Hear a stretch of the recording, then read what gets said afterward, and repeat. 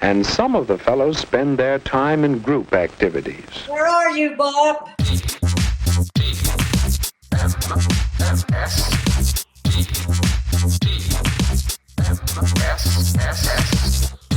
The morning stream. He's taking a dump in a can.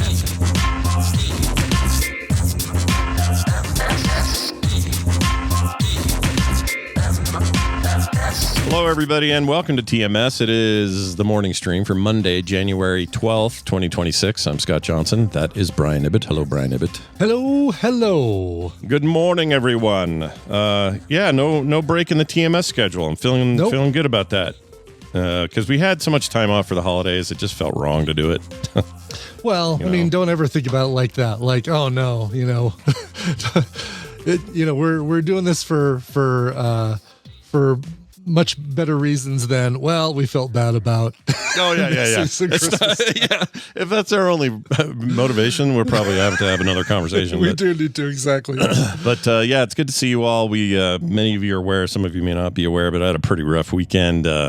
My mother passed on Saturday, somewhat expectedly, about a year's battle with, a broken hip and kind of wasting away a bit and all that. And so that wasn't a huge surprise, but the same middle of the night that night, my mother-in-law had a massive stroke and is now in a intensive care unit with my wife and about 4 of her 5 siblings, plus who knows who was all there. They keep trying to kick us all out because there's too many of us, You're supposed to, it's like 2 maximum. And we're like, whatever. Like, nah, we're getting all 5 of us in here right now. And we did. Exactly, and most of they don't have a problem. I think the only reason they have beef is if you're rowdy or, little kids throwing stuff around or grabbing rubber gloves. Disrupting and right, exactly. Yeah, which I totally get, right? Did you steal any rubber gloves this time? Okay, this is embarrassing. I always try to do this because it's a joke with my kids. When they were little, I would always bring them home, blow them up. We'd have fun with these stupid things. Howie Mandel action, sure. Yeah. Problem is, this time, I got confused. I saw the dispenser. Yeah. Grabbed one, shoved it in my pocket. There all day. We were at the hospital all day yesterday from like 8 a.m. or 7 a.m. or whatever it was, all the way until late last night. Well, late, like 9 o'clock or something. Yeah. And so I kind of delirious as I grabbed it. But I'm like, I'm taking this home. Carter's at home. It's going to be like old times. Yeah. Come home, I pull it out, and I look at it and go, this is a weird material. But anyway, I gave it to her. And she's like, what is this? I'm like, it's one of them gloves. Remember the old times? And she starts undoing this glove. And it's not a glove at all. It's just a single one of those footies. Oh, like a shoe covering thing? Which they have in the ICU. Yeah, and the ICU's got tons of them. You grab 2, put them on your feet. You see the nurses in them and the doctors and stuff. I don't know. I gave her a damn footy, and then you can't blow those up. You can't do anything with them. So that was dumb. I think that even makes for a better story, though. So there you go. There's some extra unplanned levity that you probably both needed, too. Yeah, and there was I can't go to these things without trying to be at least breaking. You got to break those silences and stuff. And her dad's got a really good attitude about all this. He's just a very sweet, caring guy, and all the stuff I've said about John. Just imagine the opposite of that, and that's Daniel, and he's just the sweetest man. And this is a crazy deal. So a couple things about it. So apparently it's they're calling it a vascular. It was a stroke, but they're calling it it's a form of vascular aphasia, which is like a little bit like what Bruce Willis is going through, except in his case, it's not brought on by strokes. Dr. Tolbert would have to correct all this, but sure, they kind of explained it to us. But what they are currently looking at is they think it's like these proteins that grow, and these are proteins that are related to dementia, but they're growing on top of the veins in her brain. Okay. And they make the veins and the blood vessels super breakable or highly brittle, not calcification or something like that. Yeah, they just don't hold up very well to like pressure spikes and that kind of thing. And so what they think happened is one of those happened, something broke. It was a brain bleed, like a typical stroke, a pretty big one. But the thinking is that she may have had smaller ones of these that she didn't know about leading up to this, which may explain a few things from the previous year. Yeah. Anyway, long story short, They're still doing multiple tests and scans to try to get real narrow about it. If it does turn out to be that, then it's kind of there may be some damage done, but we can mitigate how, trying not to have further damage down the road, right. further strokes, that kind of thing. And it's a weird one because the stroke thing is a very big spectrum anyway, where, some people you end up with the whole side of your body's just paralyzed for life and you're stuck in a wheelchair. Right. Some people, obviously, they die immediately from a stroke. Mm-hmm. Other people can do speech therapy and work through it and be perfectly fine on the other side. Mm-hmm. Who was that guy we knew, the podcaster who, while he was at WWDC and they had just shown their podcast the day before with Steve Jobs on stage or whatever? Yes, it was the skepticality guy. Derek, maybe? Derek Colanduno? That's it. Yeah. That's it. Yeah. He was one of those cases where it was pretty severe, but he was able to push through. He's still doing well as far as I know, and has really good speech back and all that. He and Swoopy ran the podcasting track at Dragon Con for quite a while. Oh, that's right. They were big on that. Yeah. Man, that takes me back. That was a long time. I know. Derek and Swoopy. I know. Jeez. They were I'd call them one of the pioneers. They were great. I would too.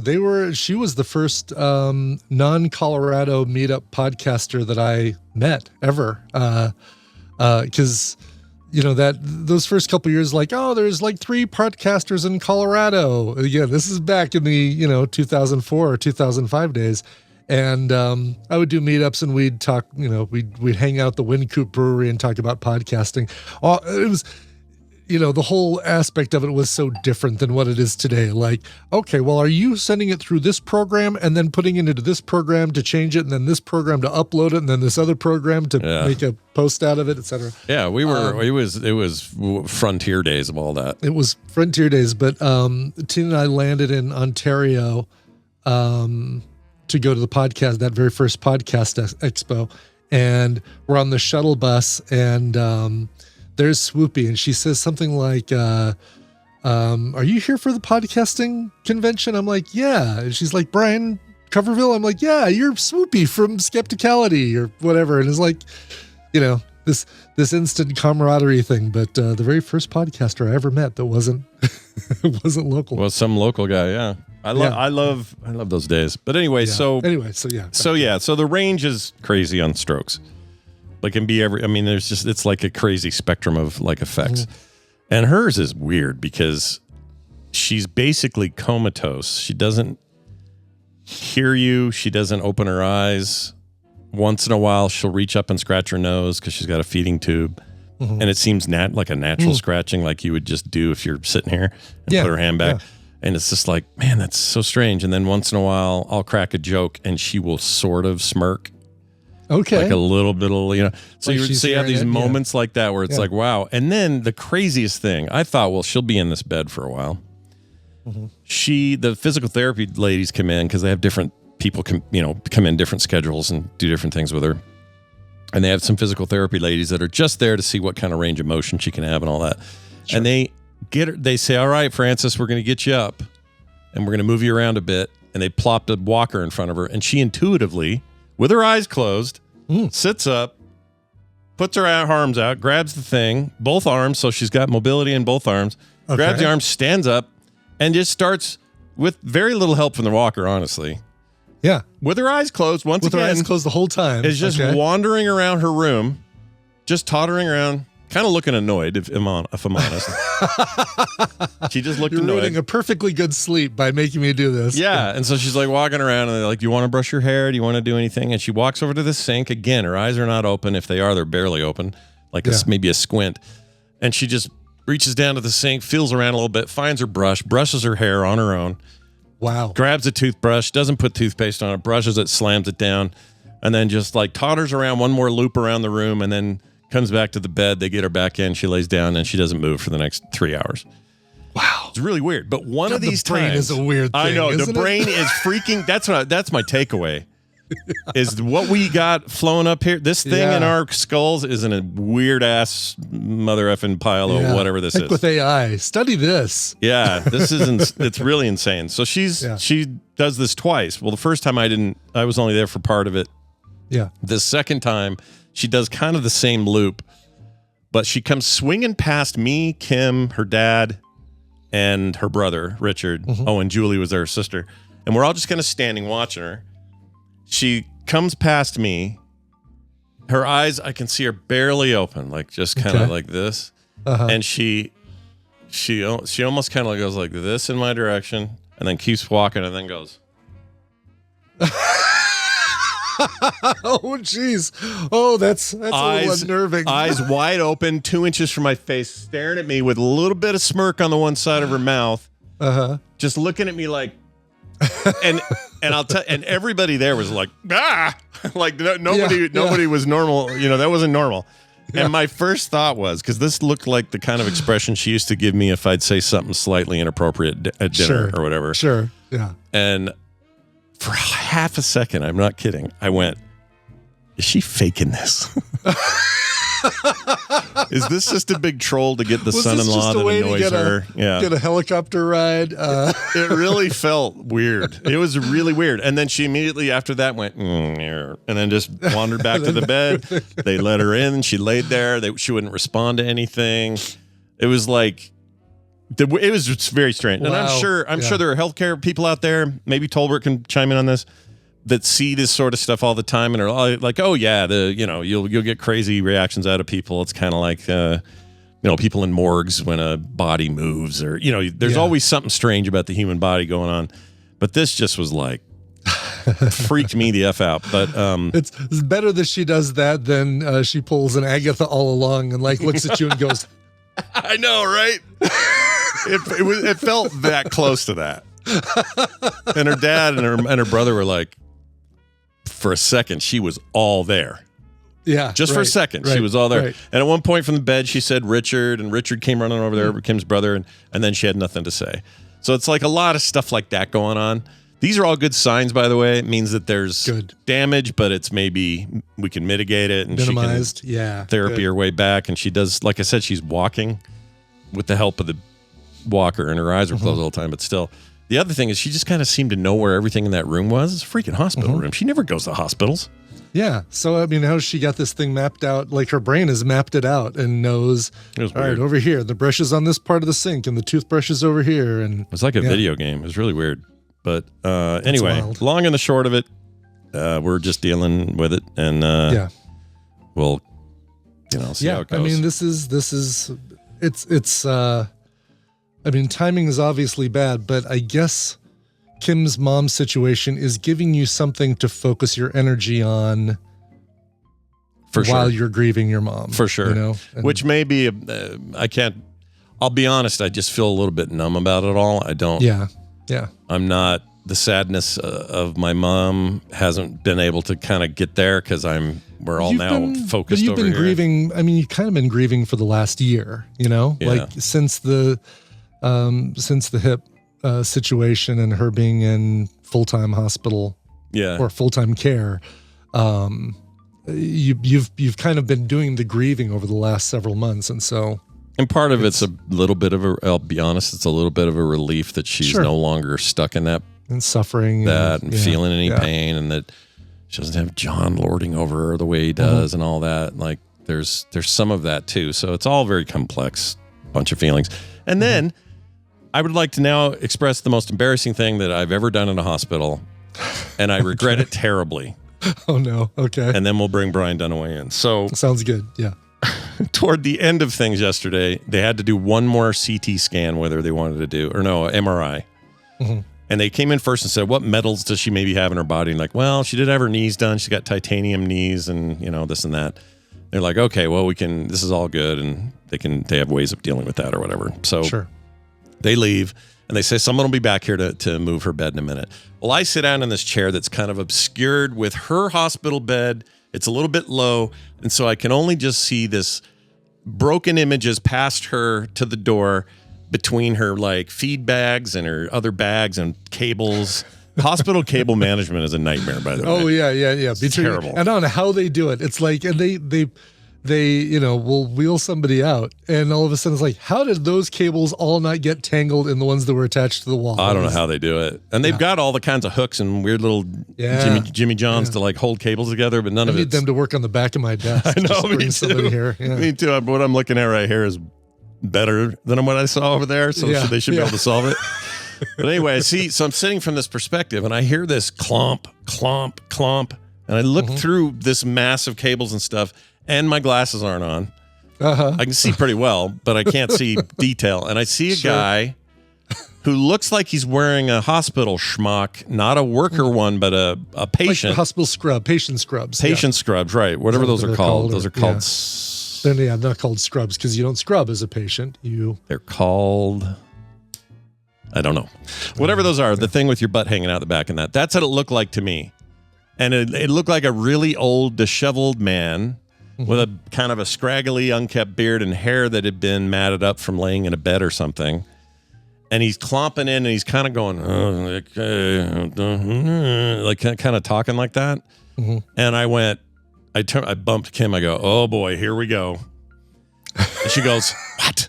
And I said, listen, let's look at this. We got some patient. They don't know he's lost. He can't find his room. Oh no! And Kim goes, Scott. And I go, what? She goes, he works here. He's coming to get the bed. He's coming to take the guy in that thing. And I so I scooch around and I look, and sure enough, it's a guy wearing similar colors of the patient's smocks, but it's the hospital stuff. Yeah, hospital gown. And he's got some disability. I don't know what it is, but it makes him kind of take bigger steps. Probably, who knows? But he works there. He's got a tag. He's an orderly. He's an orderly to come move my mother-in-law. Oh my God! And you're like, oh God, here it comes. And I go, he's clomping in here, ready. Oh boy, where's the police or where's the nurse police? Hospital security. Yeah. I felt so bad, and I was kind of loud about it.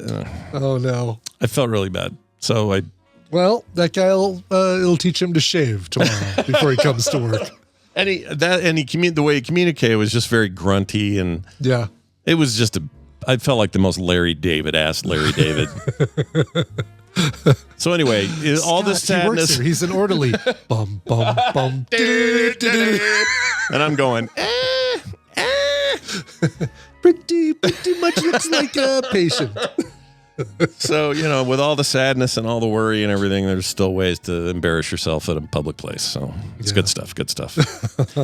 All right. I think we'll dive into some games here. This will be a nice distraction for us. And, as we should, because I put my glasses on. I don't put my glasses on for anything, Scott. No, he needs to see. I need to be able to see these teeny tiny letters on these teeny tiny cards. Exciting. Let's do this.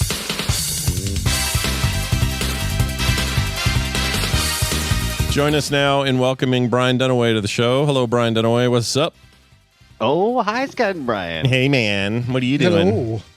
Oh, just, starting the week off. It's another Monday in January. I'm always asking myself, why didn't I make some New Year's resolutions? Did you not make any this year? You don't have any official? I didn't know. I just I feel like I was doing pretty good. Right? I was like, I'm already on path. I don't feel like I looked around the end of the year and said, I'm doing all right. Yeah. You know what? That's the healthiest possible thing you can do. Resolutions. I know we talked a lot about it last Thursday with Wendy, but resolutions are schmucks for schmucks. You do it. It is good if you need it. It's good if you need it, but don't do it January 1st. Like say, all right, I'm going to start this thing. I'm going to start doing this thing on January 18th, and I'm going to start this other thing on February 9th. I'm going to start this third thing on March 23rd. And hopefully, whatever. like you're saying, if you've already got a bunch of good trends going by the end of the year, just continue your good trends. Yes, exactly. Yeah. When you come up with your resolutions, well, it's December 14th, but here's my New Year's resolution. Don't start on December 14th. Yeah. Don't wait till the 1st. Just start it. As soon as you come up with it, just do it. We're disappointing some people who made some really good resolutions. I know. Really good for the first couple of weeks. It's everybody should do what everybody needs to do. Do what works for you. If it works for you, do it. Yes, but if it happens to come along in the first of the year, great. It's a good reminder, right? It's like when are you supposed to change your batteries in your fire detectors? I don't even remember, but there's like a good rule rule of thumb for it. I forgot what that is. It's like that's 6 months or a year. I don't even know how often. I think when you set the clocks back or something, I think when you go forward, you're supposed to do it. Yeah. We do it annually during the spring clocks forward business. Yeah. That's a good idea. We Change our don't. batteries. I don't know why we do it, but we do wait for a beep. I think. And then we change out our extinguishers. We wait for leap years. We wait for it to wake us up in the middle of the night. Yeah, and then go all night until we have to get up and climb up a thing and put ourselves at risk at 3 a.m. I don't know why we do that, but we do. Well, that's my New Year's resolution. This spring, I'm going to change my damn batteries. How about that? There you go. All right. How about that? New Year's resolution you can't do anything about until spring. Well, let's get to it. We got a game to play. We got some people to win some prizes. Brian, Ibbett, explain how this business works right here. Sure. Welcome to the Morning Half-Asses, a trivia game where I'm actually going to be giving you the answers. I'm going to give Scott and Brian a category and 6 possible answers, 3 of which are correct and 3 that are incorrect. Like changing your batteries every leap year. I forgot to put one of those in there. Depending on how confident you feel with the category, you can provide 1, 2, or 3 guesses. But if any of those guesses are wrong, you get nothing. Good day, sir. If you get 1 right, you get a point. 2 right gets you 3 points. See what I did there? And 3 right gets you 5 points because of math. We'll add up all the scores for everybody. Your guys are going to win prizes for contestants that we've pulled from members of the Tadpool who are patrons supporting the show at patreon.com/TMS.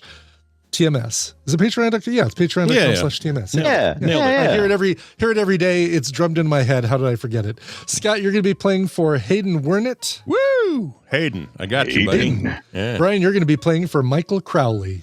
Mr. Crowley. Mr. Crowley. I love it. I love Mr. Crowley. Great song. Yeah. Aleister Crowley, the inventor of an actual religion. The taco truck will be here. Sorry, I just got this. I got a message. The taco truck will be here tomorrow. I felt like it was a response to Mr. Crowley. Yeah. No. It was, I couldn't take my eyes off of it. All right, yeah. What was it saying? You know what? That's great. Crowley. That's great because you're getting you get them on a Tuesday. That's what you want. Yeah, Taco Tuesday truck. It comes in a truck too. Do you think it's coming today or tomorrow? Coming tomorrow? Tomorrow. Yeah, good, perfect. Yeah. All right, let us know how that goes on Wednesday, will you? We'll follow up. If I'm able, I will let you know. Let us know how things went with the taco truck. Excellent. Let's go ahead and get to question number 1. Knights of the Round Table. You know that that Tristan's name came from a Knight of the Round Table, Sir Tristan. Know that. Yes, there are actually partially that and partially all creatures, great and small. He's not one of the ones listed. Your choices are, that would be too easy. Lamorak, Percival, Gallivant, Kristoff, Gaheris, and Naveen. 3 of these are actual Knights of the Round Table. They have their name on a placard. That's the right. round table. Exactly. Yes. Oh, I didn't. You know what? Sorry, it's not to change subjects, but I didn't thank you two for helping cover on Film Sack. Yeah, with Film Sack. Nope. We got you, bud. Yeah, that was great. You know we love you. I know. We always gonna do something. During this show, I phrased it as "We're here for you, and we're here for you." Yeah. I mean, it's, I don't know. It was nice. It was like, this is a thing I don't have to worry about when I get home. So it was really nice. Totally. Yeah. Totally. It was good. Anyway, all right. I missed you. Have we all locked in? You guys locked in, both of you. You locked in on 2, and you guys both locked in on the same 2. So pretty easy points here. You guys both settled on points. Or not easy points. You guys both settled on Percival. Yep. Yeah, of course, Percival. I know it's a goofy name, Sir Percival. Oh, it's the worst of the names. It is. Poor guy. You also both settled on Gallivant. Gallivanting around here at your round tables. Mm-hmm. Yep, you're thinking of Sir Galahad. Shit. Oh. 0 points for both of you. Dang it. Lamorak and Gaheris? Lamorak and Gaheris. Yeah, Gaheris was your brother of Sir Gawain. Sir Gawain. Sir Gawain. When I did this before, I could have sworn there was a Sir Naveen. Because, all right, a lot of my initial Knights of the Round Table knowledge came from a comic book series drawn by Brian Boland in the 1980s called Camelot 3000. Excellent. That was series. Fantastic. Yes, love that comic. And you got your, King Arthur and Guinevere, and they were all modern people that Merlin had to come to the future and say, we need you back at Camelot. And he pulled them back. And as he pulled them back, they got their memories back of who they were. Oh, I have a Are our memory kids of real this. assholes? I remember this. Right, your kids. It's your kids. It's your kids. It's King Arthur. So some of my memory comes from that as well. Anyway, no points for that one. Let's go to number 2. Maybe you'll do better here. I think you will. Which of these chains were originally founded in California? Your choices are Carl's Jr., Burger King, Taco Bell, Wendy's, Arby's, and Jack in the Box. 3 of these delicious restaurants were founded in California. 3 of them were not. Brian guy is locked in. Scott is locked in. Guesses, Brian did not. I mean, I guesses. was really hoping for, the easy one would have been In and Out or something. But That's right. Yeah, something right. obvious. that's not how we do it here. That's not how we do it. No. No. By the way, I forgot to mention that the 3 Knights of the Round Table that weren't correct. Kristoff and Naveen are both Disney princes, and Gallivant also was an ABC TV series in 2015. I was hoping really? he was also a Disney princess. Yeah. Oh well. Yeah. Yes. All right. Anyway, so your California food chains. Let's start with the one you guys both jumped right on. Jack in the Box. Yes, Jack in the Box was founded in California. Such a California thing to do. If the bloody tacos originated in California, or if those came out sometime after. But that was the thing that shut down a bunch of Jack in the Boxes here in Colorado. Yeah, some that's bloody, right. some uncooked taco. I remember that. Ugh, Yeah, nasty. Disgusting. Yeah. Those tacos no. are weirdly good when they're done right, though. When they're done right, Yeah. they're really good. Yeah. I've talked about it here before. My favorite combo is the tacos and the egg rolls together. That's the Brian meal. Oh. I'm sorry. I just got gas and possibly diarrhea listening to you. Jeez. Tacos and egg rolls at the same time. Nice. Yeah. Nasty. Delicious. All right. Let's see. Brian, you went to Carl's Jr. as We your call it second Hardee's. choice. That's true. Yeah. Depending on what side of the Mississippi you are, it's Hardee's or Carl's Jr. And in this case, was founded in California. Carl's Jr. was. Could have sworn that was East Coast. Crap. All right. Let's go East to Coast Burger crap. King. Scott chose Burger King. Burger King was founded in Shit. Florida. Damn it. Taco Bell was the other California restaurant. Both Wendy's and Arby's and their old-fashioned hamburgers were founded in Ohio. Okay. Ohio, right? Yeah. Interesting. So wait, so you're telling me that the king is Florida man? Okay. Yeah. The king is Florida man, and that's why he just sits there and stares at you. I think they should. That creepy I face. can't believe they got rid of him. They should bring him back. He'll come back. Come You think on, so? you know. Yeah. Yeah, he'll come back as like baby Peanut, like they did with the Mr. Peanut thing. Remember They'll that have- baby thing? That then, was brilliant. then they'll do Sneaking as an iPhone app, Yeah, so you can play that dumb game. You said that game was pretty good. It was Matthew. actually okay as a stealth game. It shouldn't be, though. It was a freaking Burger King throwaway thing. $5 at the drive up, I think, is how you got the copy of the thing. It's so geez. dumb. Anyway. All right, going into our last question. We just had the first playoff weekend, wild card weekend on the NFL. Let's talk about football and which cities never had an NFL team. Which of these 6 cities? Which of these 6 cities never had an NFL team? Your choices are Allentown, Columbus, Akron, Canton, San Antonio, and Fresno. 3 of these cities never had an NFL team. Fresno. Fresno. The Fresno Friskies. The Fresno Footballs. Never had one. Never had one. These are really hard. Yes, they are, because you're thinking like, well, I know what cities have teams, sure, but I'm going to go with my heart. okay. My heart. I also Go have with to your heart. kind of have to go all out here if I'm going to compete. You do, yeah. Brian's coming in with 3 points. He's locked in his answers. All 3 of them. Say maybe that and maybe. I don't know. I'm doing that. Okay. Those are my All 3. right. Those are your 3. Scott's locked in. We both got you both locked in. Scott, you not just talked about Fresno, you chose Fresno. Oh. Fresno, California has never had an NFL team. Oh, good job. Oh, the Fresno Raisins were never a team. Fantastic. That's yeah, right. yeah. Exactly. You both went to Columbus, Ohio. Columbus actually had the Panhandles and the Tigers, Damn it. two Really? football teams from 1920 to 1926. As a matter of fact, I always think of college ball when I think of those guys. Sure. And it's all the Ohio teams, which is really funny because Ohio now, known for a couple big, three big franchises, right? What were was Allentown have the Billy Joels or what? What was that? The Billy Joels. They're living here. No, Allentown never had a football team. Right. These are never had. I'm selecting the ones that never had. Columbus had, like I said, the Panhandles and Tigers, 1920, 1926. Akron had the Pros. Akron, Ohio. Also from 1920, 1926. Canton had the Bulldogs from that same time period. Dang. Interesting. San Antonio is a weird one. I would have thought that would have been... I don't know. Yeah, because the other three states, right, like Allentown, San Antonio, Fresno, a lot of football teams in those three. And you know what Texas loves is frickin' football. So. Yes, they do. So surprising that San Antonio never had a team. Congratulations going to Brian. You took the win on this one, which means that which is good because Scott's been whooping me the first part of this year. So I'm clawing back. Way to kick him when he's down, Brian. Nice job. You're welcome. Look, do you want mercy? No. When you're hurting? No, you don't. I don't want mercy. I want to laugh with my friends and hang out and have a good time, and that's what this is. So it's all good. You know who else is going to be laughing? Michael Crowley, who won because Brian won. He's going to get a copy of Bad North Jotun edition. Great game. Or Jotun edition. Great game. And Call of the Sea. Both need to be redeemed before June 24th. Get on it. Get on it, Michael Crowley. Hurry up. Yeah.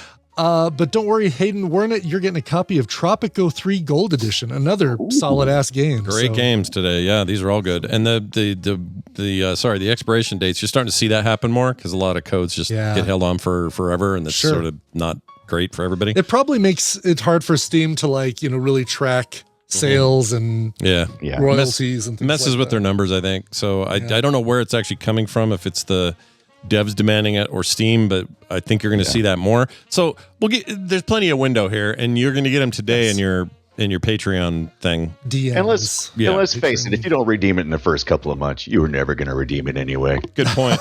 It's kind of true. Yeah. But anyway, you guys all did great. I should play him a thing. I should play congratulations. Congratulations. Well done, everybody. Brian Dunaway, you and I will do this again on Wednesday, and it'll be great. Are you looking forward to that? Is that I'm excited. I can't wait to get some tab pool. If you got a new question pool, right? That's right. I'm going to be pulling questions from the new survey. Probably not in order because, I don't know if you guys, you're really good about not looking, but I always like to mix it up for the tadpole too, so that they're not like, well, I know what the first question's going to be. It's this. I know what this one's going to be. So sure. Oh, how patronizing. Is that how they sound? Okay. That's exactly how they sound as a group, as a collective group. Patronizing. That's right. Patreonizing. Patreonizing. Putting the patronizing in the patron. That's right. That's right. That's great. Exactly. I look forward to it though. So be back here. That's your job. Just be here and kiss our butts. All right. He's out of here. The end of that. All right. We normally launch directly into recommendals, but I have not heard from Nicole yet. She's got the link. I know that. I sent a text in the group. Oh, gotcha. She hasn't jumped into audio. Just hasn't hopped in yet. So I assume she's running around like always. I mean, doing we stuff. could, knowing, oops, I pulled up the wrong page. There we go. I left our show notes. Knowing that things sometimes go long with this segment, do we want to do mine while we wait for Nicole to connect? I think that's not a bad idea. I think we go ahead and just get right into it, and she'll slot in as she comes in. Yeah. Keep an eye on clean feed for when she pops in. Yeah, so watch for that, everybody. In the meantime, this. Well, what do you recommend? It's time for recommendals. We take stuff from streaming services, sometimes movies, sometimes TV shows, sometimes documentaries. You never know. That's right. You never know what we're going to do. That's right. Before I talk about my main recommendal, I do want to throw a quick word about materialists. This is something that Tina and I were sitting around Saturday night like, what do you want to watch? We've got this big, long list. Let's not pick anything from that list and let's find something different. And we saw the thumbnail come up for Materialist with Dakota Johnson, Pedro Pascal, and Chris Evans. Oh yeah, my daughter and her friend saw this and hated it. So I've been hesitant. I bet I know why they hated it. And I looked at the Rotten Tomatoes score first, and I'm like, well, it's got a pretty good score. Let's watch it. Decent, yeah. Yeah, and I think the reason people are hating it, and looking at a lot of the reviews, it confirms it. It's marketed as a straight up rom-com, and it is not. No. It is a little bit darker, which is, I'm sure, why Carter didn't like it. They did not. Yeah, they didn't like. Also, something's different from the book. They're all. Oh, there's a book that's right that it's based on. Something too. like that. There was some Yeah. turn it took that pissed everybody off or something. But, Sure, I could see that. But you liked it's by it, the though. guy You who thought did. it was- I liked it. It was by the guy or by the woman, I think, who did Past Lives, the director that did Past Lives, which was an Oscar nominee that we watched. That was really sweet about a couple together as kids get reunited several years later, and it's just a really, really sweet story. And we both really liked Materialists. And All right, little side recommendation. I like that. And little eye candy with all three of those Marvel people. You got Mr. Fantastic, the original Human Torch, and Madam Web, all there together in one. Yeah, you know what? I feel bad for Dakota Johnson because the stuff that people assigned to her recently, Madam Web. Before that, the stupid billionaire sex movies. What was that called? The 50 Shades movies. 50 Shades movies, and it's not really fair. She's great. She's really, really talented, and she's really good in Materialist. She's the best thing about it. I like her a lot, and I like to think that if anyone in this world knows how stinky Crockett's feet were in the 80s, it's her, because that's her dad, and he came home from work going, "I'm home from work. Oh, I know, we can tell, Dad. Put your shoes back on, Dad. Gross. I'm gonna wear next to nothing on a chat show." That's right. Let's get to my actual recommendal. This is a movie you can see currently on Paramount Positive. Excellent. Here is your Cleep. Good morning, team. No. Don't be scared. You just do what I say. No one gets hurt, okay? Okay, now, I'm gonna say a polite and cheerful good morning, and then you guys say it back. Good morning. No, Dwayne, after I say it. Good morning, team. Good morning. Yes, perfect. I say what to do, and you guys just do it. Okay, I want you to get your coats back on. Dwayne, grab your coat. I don't have one, sir. Well, you're just gonna have to be a little cold today. All right, let's go. After you, ladies first. Now listen to me. You guys aren't gonna die in here. As soon as I'm out of here, I'm gonna call the cops and they're gonna let you guys out. Probably get the day off. Dwayne, stop it. Because this is your fault. It's cold. Are you serious? Dang it. I don't know what kind of jerk doesn't bring his own coat to work. Okay? Happy now? My ears are cold. I've been very curious about this one. It is the movie is Roof Man. This is that was Channing Tatum that you heard there, of course, playing the real life robber Jeffrey Manchester, who robbed like 45 McDonald's by climbing through the roof and surprising the staff there when they walked in the morning, and put them in the freezers, and even gave up his coat, if the movie is to be believed. Oh, it seems like the movie's doing it with like it's like a Walmart. That's what it is. Toys R Us. Yeah. So the movie still does the 45 McDonald's that he robbed, but then he decides to do a Toys R Us, and because he's escaped from jail, he he figures out a way to escape, and then he hides out in the roof of a Toys R Us. Less about robbing the place, more about just hiding out in the place, right? Wow. And Kirsten Dunst plays an employee, and Peter Dinklage, the manager of that Toys R Us. He's the star of those trailers. I freaking love it. He really is freaking fantastic. Especially they unfortunately blow one of the funniest sight gags of the whole movie in the trailer, which is the die pack, the exploding die pack in the money bag. But, but it's still hilarious when that comes up in the movie, no matter how many times you've seen the trailer. Hi, Nicole. By the way, Hi, it's nice to see you. Hi. Hey. Can you Hi. hear me okay? Yeah, we can. How are you? Yep. So it sounded like you were describing a movie from 1991 where the guy hides out in Target. It does sound like that. It does sound like that. That was I remember that. Oh, you're talking about the one where the guy, overnight employee. He's not hiding out. He works there. Career opportunities.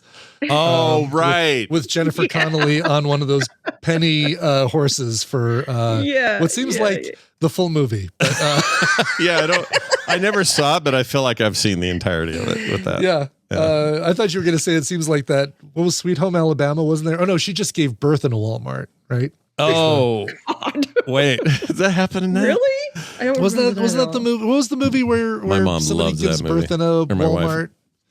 Anyway, I don't know. Now I want to know. What? Maybe it's not. Maybe like I'm like going through my Rolodex of movies, going. Yeah, maybe it's not Sweet Home Alabama, but it's another. It was right around that time. Where the Heart Is. Thank you, Wicked Kid. Oh, that's it. Yeah, Where the Heart Is. Okay. Then she names the baby Walmart or something. I can't remember. I never saw the movie, but Americus. That's right. The baby's name was Americus. That's it. Yes. Good Lord. Natalie Portman, not oh my goodness, Reese Witherspoon. Yeah. Anyway, I'm talking about the film Roofman, where Channing Tatum hides in a Toys R Us. Channing Tatum hides in a Toys R Us. Anyway, the movie's really good. The fact that this is, no matter how much of it is real versus like sensationalized to dramatized to make a good film, it's really well done. It's engaging. It's got both comedy, but it's also got some drama to it. There's a little bit of a rom-com-y thing because you got Kirsten Dunst. And they show the real people too. Like the character of Kirsten Dunst wasn't added to just add some romance to the film. They show you at the end the real people involved, which I always love when during the credits they show you the people that the movie is based on. And and it's pretty darn accurate. The folks that they found is like, all right, yeah, I can see why they picked Channing Tatum and Kirsten Dunst and all these people. I like him in these kind of roles where it's not just sexy dark guy, not just right, exactly. Magic Mike or whatever. Anything that's full on rom-com. This has got a nice little edge to it. And I wonder if it would clean my palate from that movie I saw. What was that recent one where he was this horrible billionaire that was bringing women to that island? Is kind of an Epstein Island kind of thing. Oh God, that thing was horrible. I hated that. Drugging them and it was awful, dude. Oh, man. That was awful. Yeah. It put him in a light where I was like, all right, go do a thing. I need to go watch that Logan Lucky over and over or something. I would have thought his turn as Gambit would have. You know what? That helped. Yeah. Cleared your palate for him a little bit. Yeah. Are they going to do a Gambit movie because of that? They're going to have Gambit will be part of Doomsday, I'm pretty sure. Yeah, I think he's in that. He's one of those chairs they passed by. Yeah. So, I think everyone's in it. Pretty much. If you have ever been in an MCU movie. Yeah, if you've ever been in anything, in even Marvel movie. Yeah, if it's got Marvel on the name, you come on back. We got room in our 8-hour movie. God. Yeah. It's going to have to be. Turn it into a series and be done with it. Okay. Yeah, we'll see. I'm excited about that, but we'll see. It's a lot. They got a lot to balance there. It is. It's so much hype. I don't know how anything can live up to that hype, but we'll see. Yeah. This also has Ben Mendelsohn, who's great. We all love Ben Mendelsohn. Yeah, love him. He's not solving crimes on HBO in this one. He's I don't know who that is. I gotta Google it. Google him. Juno Temple, providing an American accent in this one, and the film's only nudity. And jeez. Yes. Lakeith Stanfield, Uzo Aduba from Orange is the New Black, Crazy Eyes. Is it a directive streaming thing then? This whole thing? No, it was in theaters for a while. It was in theaters. I tried to see it in theaters, and it wasn't in theaters for very long, unfortunately. Okay, it's unfortunate because it feels like movies like this don't get the runs they deserve. Yeah, theaters. I agree. This one, this feels like it would have done well being in there longer. Yeah. Even Jimmy O Yang from who was absolutely hilarious in Silicon Valley is in this one as well. I love him. He's great. So the film is Roofman. It's on Paramount Plus, and it is absolutely worth your time. It's sweet, it's funny, it's touching, and and it's based on a true story. And you see Juno's temples. So and you see Juno's temples. Yeah, get in there. Sounds like a movie in and of itself. Yeah, It kind of does. Yes, exactly. Go from Fargo to Juno's temples. Yeah. Excellent. Nicole, let's roll into yours here. You've got a recommendation. Looks like a documentary. Anything to say? I watched a documentary. So I have this new friend. I love her. She's wonderful. But every time I talk to her, I go, "Have you seen this documentary?" She's like, "You watch a lot of documentaries."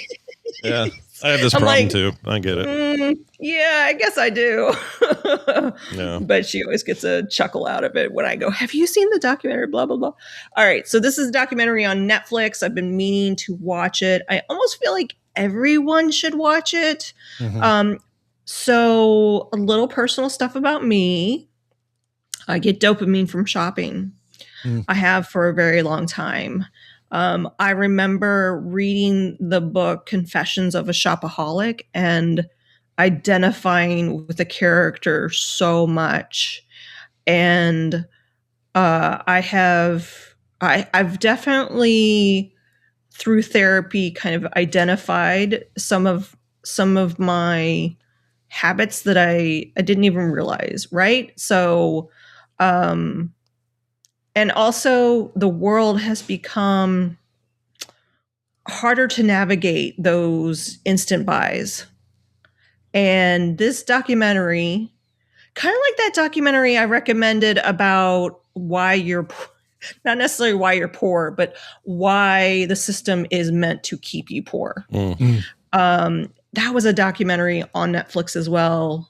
I can't remember the name of it. But I remember somebody reached out and saying, "Thank you so much for that. It helped me understand like credit card debt and school debt and why the cards are just stacked against me." This is called Buy Now. What's the colon? Oh, it's The Shopping Conspiracy. There you go. The Shopping Conspiracy. I'm just giving you the name of it. I forgot we're supposed to guess.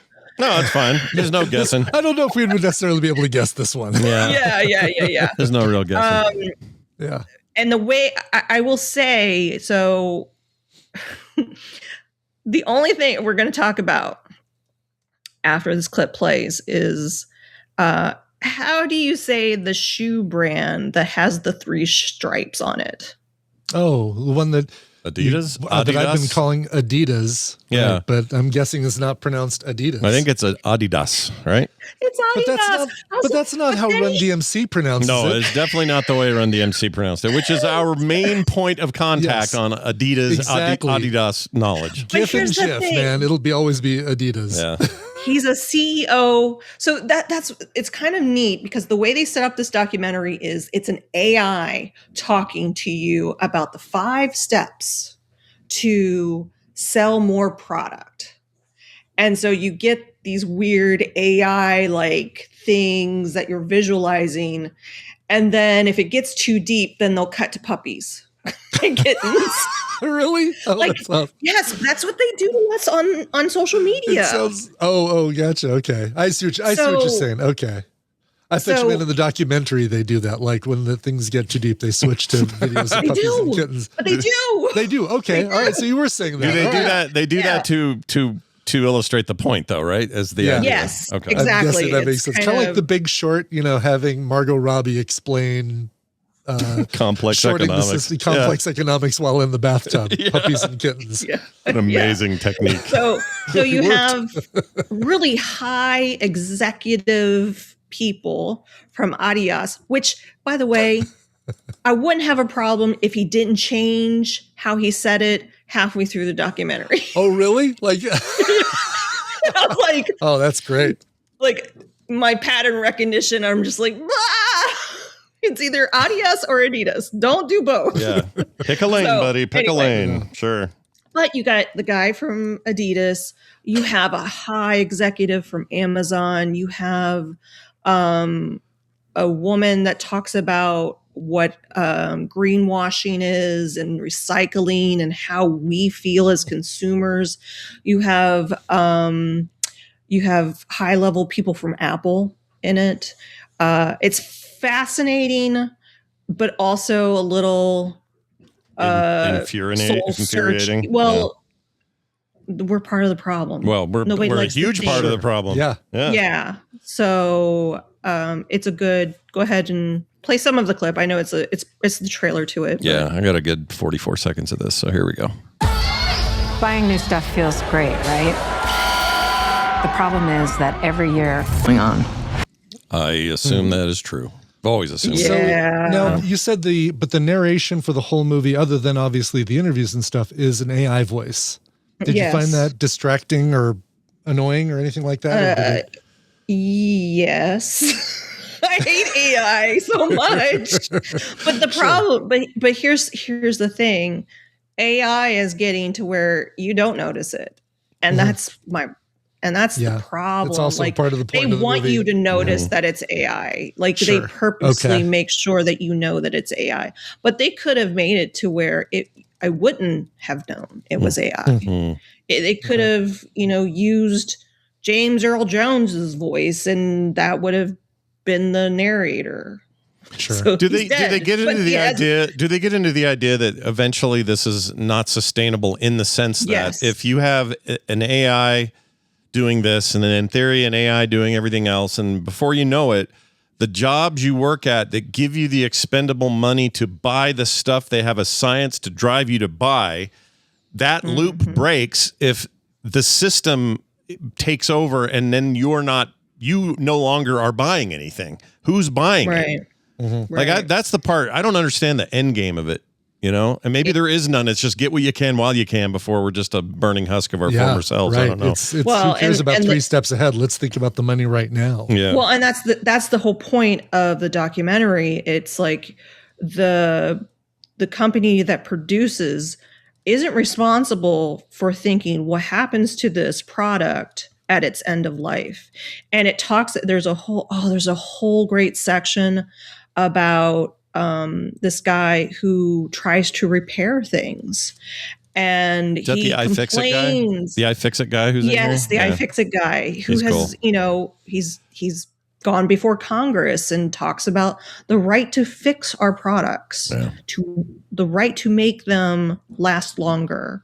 And they actually go back in history to light bulbs, because light bulbs used to last for a very, very, very, very long time. And apparently there's some history in that, and how it kind of slowly snowballed into these disposable, expensive products like our phones. And where do they go? And so you get to see kind of the life cycle. I love this one company that is actually putting tracking devices. You think you're sending let's say it's the example they had was a LCD display. Yeah. You take it to the recycle center. Where does it go? And they track that thing because they had a tracker in it. And it ended up in third world country. Oh, really? Where they were not protecting themselves, destroying these machines, taking out the metals, but they're not doing it, they're releasing these chemicals. Yeah. I mean, it's crazy. But yeah, so good documentary. I'm glad I watched it. It kind of helps me go, do I need that? No, I don't need that. I don't need that. God, Tina's mom needs to watch this Something Fierce. We've got a little bit of an issue with her because there's some early dementia going on too, where she's now buying the same thing over and over and over again. And sometimes it's these expensive glucose pills or something like that. That's like they don't work anyway, and she's buying them over and over and over again. Yeah. Well, and you get into the psychology of hoarding, and especially people that have lived through Depression era. Right. My dad was like that. He just, everything was something that maybe he could sell. I think he thought of himself as like the American picker.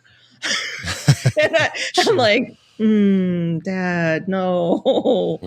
And when he passed away, it was really hard on my brother, it was hard on me to go through all of that. That's why I like that show Swedish Death Cleaning.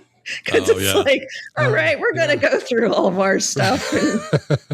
Sure. So do you really think my kids are going to want, my albums? Maybe not. So it's kind of, taking the burden off. They're going to want your albums, family. Nicole. They're just not going to want your jazz drives. That's it. It's jazz drive. What the hell's a jazz? Don't you remember the jazz drives? Oh man, they were after the zip drives. Yeah, they were a gigabyte. The 1 gigabyte zip drives. Yeah. Oh yeah, I don't have any. I didn't have any of those. I did have the Nomad CD. It wasn't looked like a CD. It was player. the Creative Labs Nomad MP3 player. I have one right over there. Yeah. It would grind. Really? Oh, God, really? Well, it was a hard drive, so it was a spinning hard drive, no SSDs then, and so you couldn't work out with it because it was constantly. You could literally listen to your music get ripped. Yeah. Yeah, it was awesome if it held still, but if you moved around with it, it was like trying to jog with a record player. It was stupid. Right, or a Discman. It's the best we had, and I know like even early iPods were that. They were so cool. They were regular hard drives, but they had some like impact stuff. I don't know. Yeah, SSDs is so much better, and now they're too expensive. So bad. we're back to spending money on too many good things or too much stuff we already need. We don't need. Yeah, but so as a chaser to this, like a fun chaser, I don't has anyone ever recommended Letterkenny on recommend? Yeah, we have. Oh yeah, we've totally have. Yeah. Okay. May have been me in particular, I think. Yeah. I started Huge that fan. a long time ago, but that is a show that is meant to be watched with someone else. It totally is. Yeah. So, Mark Shoresy's started the watching same, it. by the way. I haven't done Shoresy yet. Not the Shoresy yet. We're still going through. Shoresy is somehow better. I don't know why. Really? Okay. That's what I hear. It's so That's what good. we hear. It's such a dumb. He's this little side character that should be nothing in Letterkenny. You don't even see his face in Letterkenny. It's Wayne's voice. I know it's Wayne, and in the new thing, it's that actor playing, just full on playing him. But Shoresy it's got so much weird heart in it. I can't explain Shoresy. It's so good. Great. I'm looking forward to getting to Shoresy, but I started Letterkenny years ago, and we have a little gaming group that we get along with, and he constantly quotes Letterkenny. And he was like, man, he told Mark, he goes, you gotta watch Letterkenny. And Mark's like, oh, I found this show I'm like, yeah, I told you about it like 2 years ago, but we never watched it together. So we started watching it, and it's such a good kind of chaser show that I wanted to remind people that it's great. It's on Hulu. Yeah. So if you're looking for but watch it with a friend. Watch it with friends or stoned. One of the two. Yeah.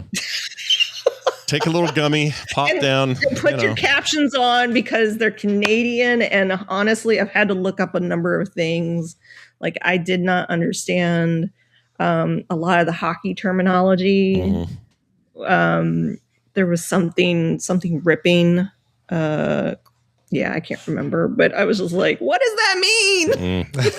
Yeah, they got their own language on that show. Yeah, they really do. It's also not for the kids because they got a lot of language you will recognize and freak them out.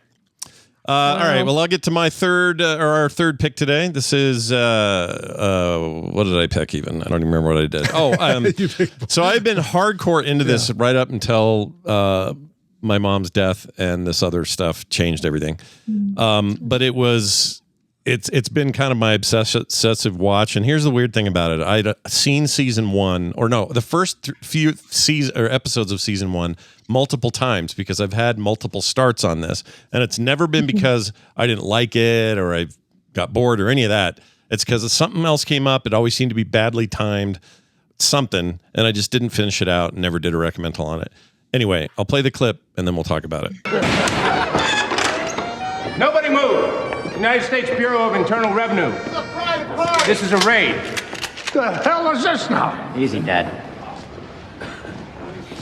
Do you have any idea who these men are? This is a private party, and the mere consumption of alcohol is not illegal. Now, I'm an attorney, and the Volstead Act clearly...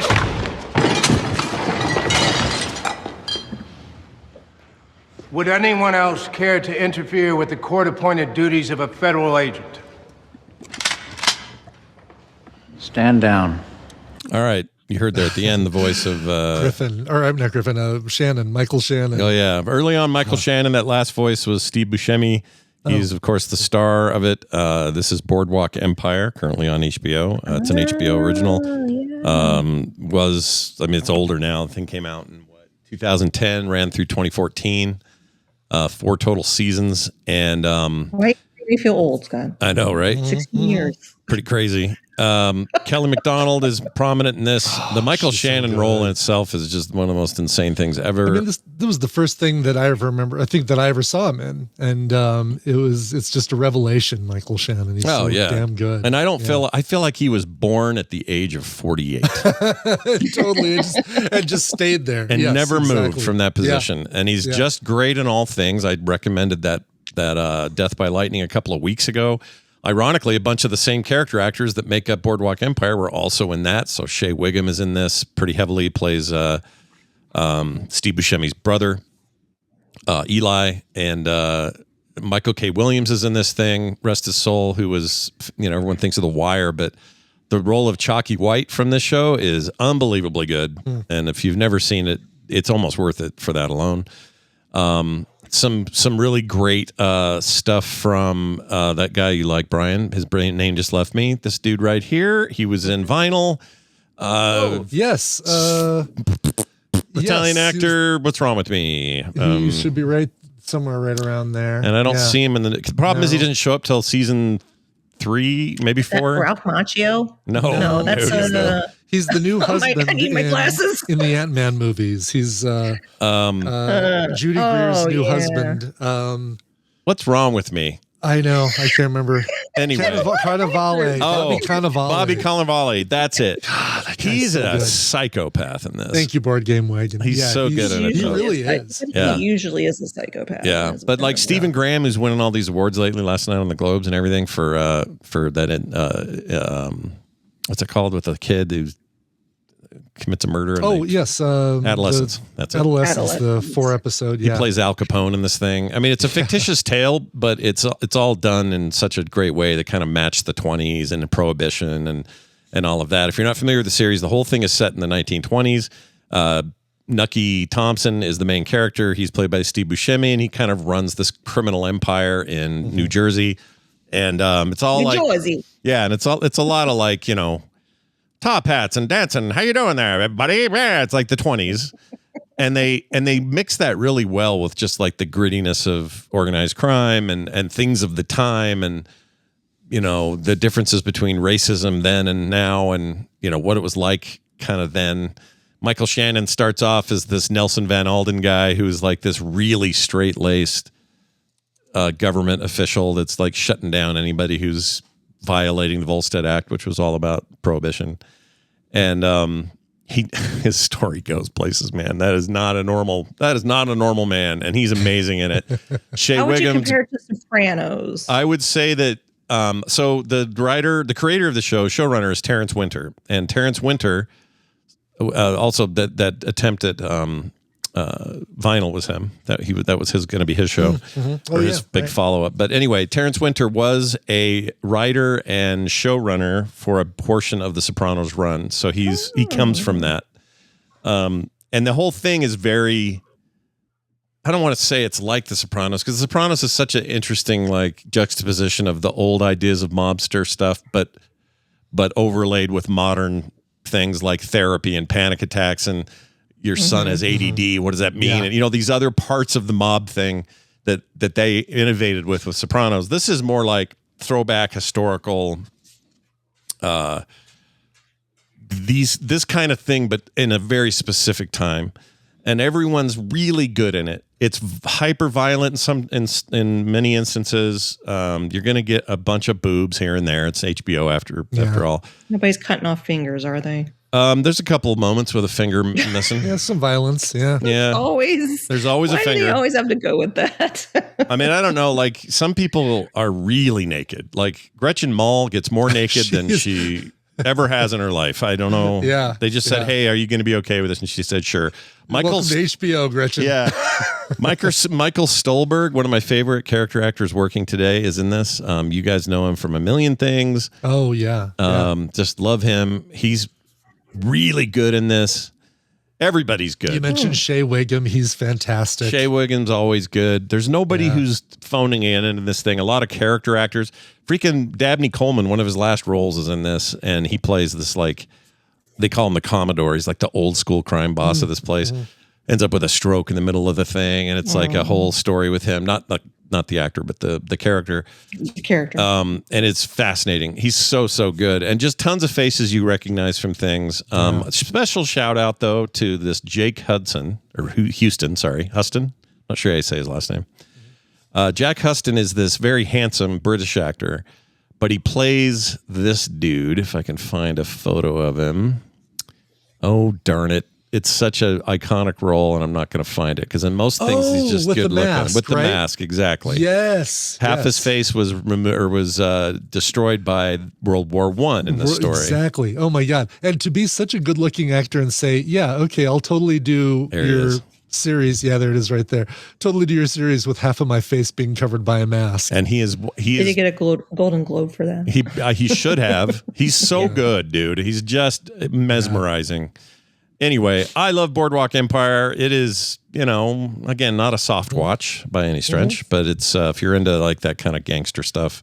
5 seasons. What about 12, 13 episodes per season? I think so. I want to say it's 12 or 13. I think they varied a couple of them, but I would be done. So I say this being nearly done with season 4, so I'm not totally done. I probably would be by now if all this other stuff hadn't come up, but I've been binging it pretty hard, and I will continue to.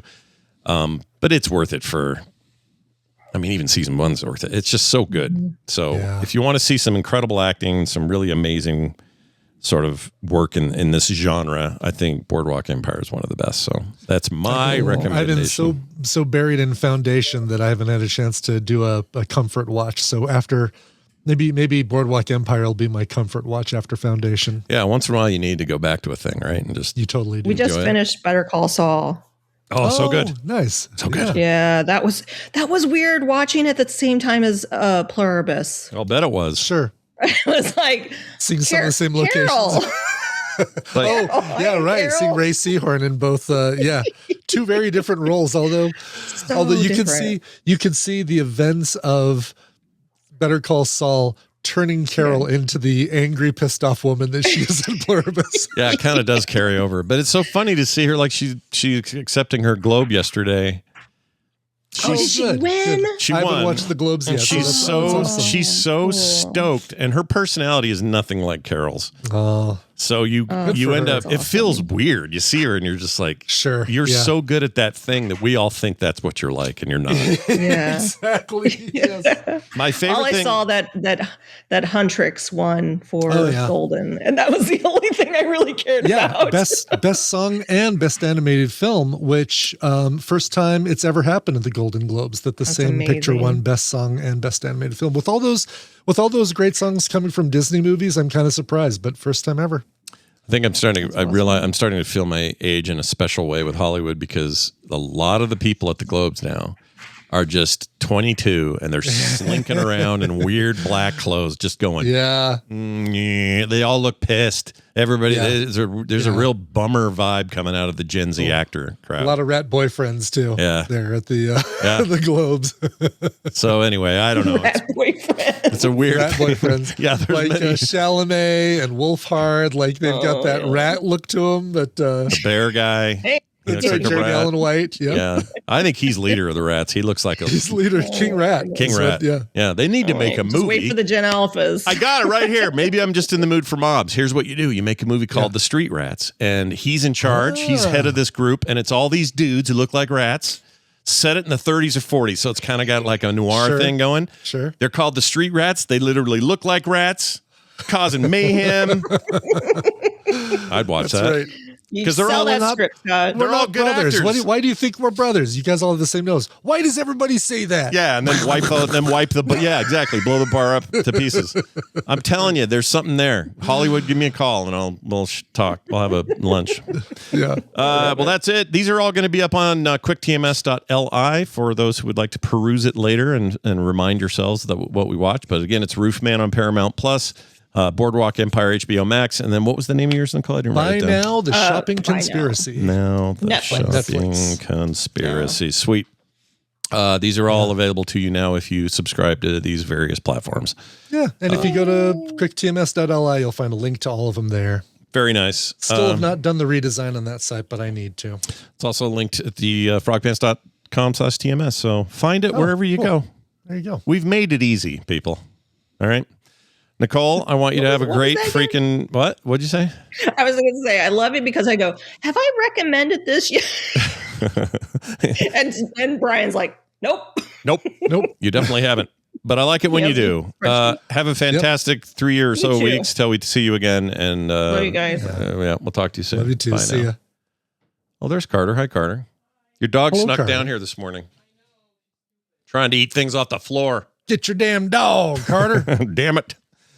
Anyway, so there's that. Where are we now? We are at the point of the show where we say goodbye, really. Oh, yeah, we're really running late. I'm going to mention one thing. We got this listener wrote in about, where is it? Now I've lost my, oh no, there it is. So I was talking about how I kept my first COVID test, positive test. Yeah. Here's what he says. What to do with the test. Hey, Scott, I was listening to TMS and I thought about what you could do with your COVID-19 test. Is to have it cast in resin and make a paperweight out of it. This way you could have it on display in a drawer and never have to worry about being patient zero. Basically, if this mutates, it to be trapped inside of a thing. It's completely contained, yes. He says, TMS forever and thanks. But that was an anonymous person. Whoever you are, that's a great idea. I might actually get some clear resin and maybe do this myself. Put it on a little... Yeah, put on a little... get a mold and then have something that goes underneath it to kind of support it that you can pull out later, like a toothpick or something. Yeah, I like that idea a lot. So not only is it a good idea, I think I'm actually going to act on it and do it. Cool. I'll let you know. Well, we'll see a good YouTube short when you decide to do that. It'll be a fun thing to watch you do. That's right. Everything is content, you know? Yep. At the end of the day. Speaking of which, we got a little musical content for you fine folks. Brian, why don't we play it? Yeah, sounds good. This is going out to a whatnot, Luke. Yay. Good to hear from Luke. He says, hi, Salt and Butter. It's another year and another request for a cover of a Queen song for me and my girlfriend Monica's birthdays. Or Monique, M-O-N-I-C. No A. Monique. I'll leave it up to the cover master to choose a great one. Can I hear just how long Veronica pronounces sausage? Thanks for all you do. Luke / a whatnot uncanny 100% moist prophecy. Yeah, 100% can hear this. Let's see. So we want the long one. There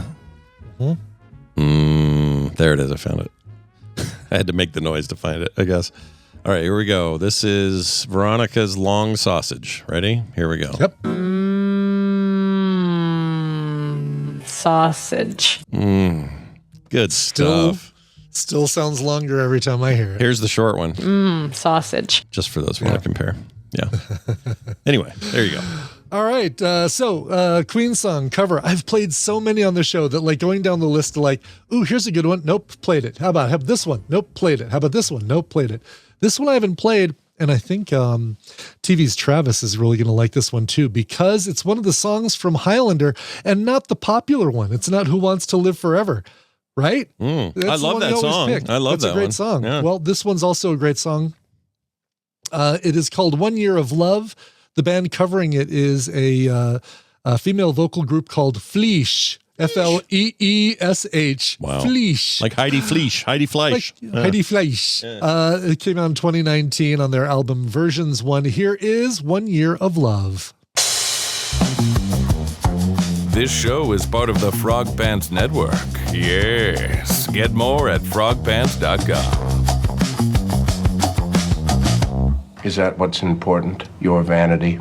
What your friends think? Down at the greengrocer's?